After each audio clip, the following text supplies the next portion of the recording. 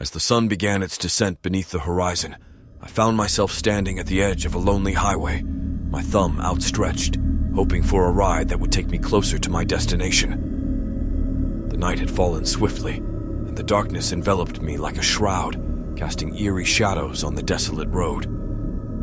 I'd heard all the warnings about picking up hitchhikers, but I had never considered the dangers of being one myself.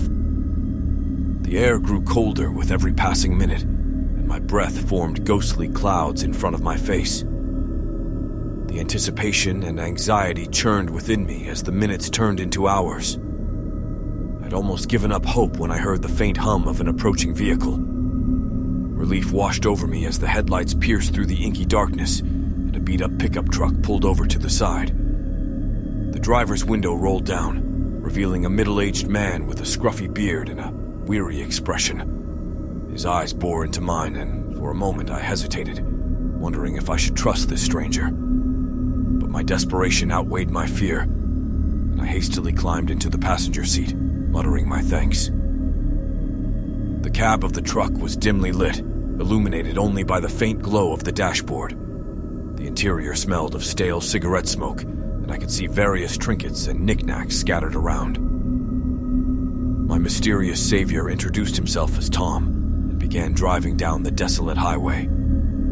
I offered him some small talk, trying to ease the tension that had gripped me since I'd set foot in his truck. Tom responded with curt answers, his eyes remaining fixed on the road ahead.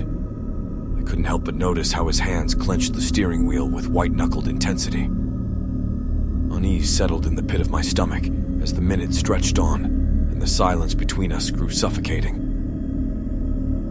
After what felt like hours, Tom finally broke the silence, his voice dripping with an eerie calmness. He began telling me about the road, about how it had a mind of its own. He spoke of people who had disappeared without a trace, travelers who had ventured down this highway and were never seen again.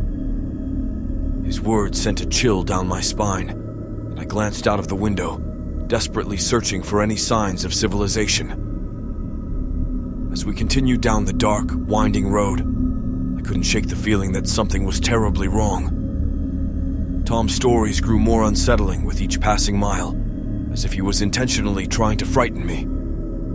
He told me about the ghosts that haunted this highway, about the malevolent spirits that lured unsuspecting souls to their doom. I tried to rationalize it all, convincing myself that Tom was just a strange, lonely man with a penchant for ghost stories. But when he abruptly veered off the road and onto a narrow, overgrown path, my heart raced with fear. I demanded to know where he was taking me, but he only smiled, revealing rows of yellowed teeth. The path led deeper into a dense forest, the trees looming ominously overhead.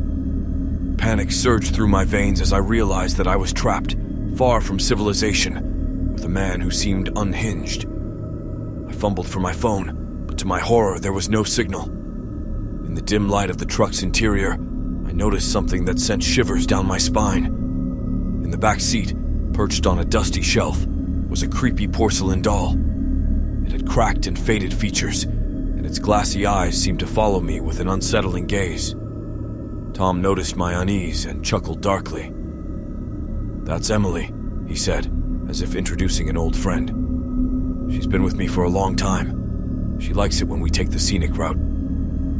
Desperation drove me to action, and I lunged at Tom, clawing at his face and screaming for help. In the chaos that ensued, the truck swerved wildly, crashing into a tree with a deafening crunch.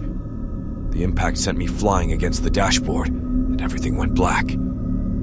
When I regained consciousness, I found myself lying amidst the wreckage of the truck. My head throbbed with pain, and my body ached from the collision. Tom was nowhere to be seen.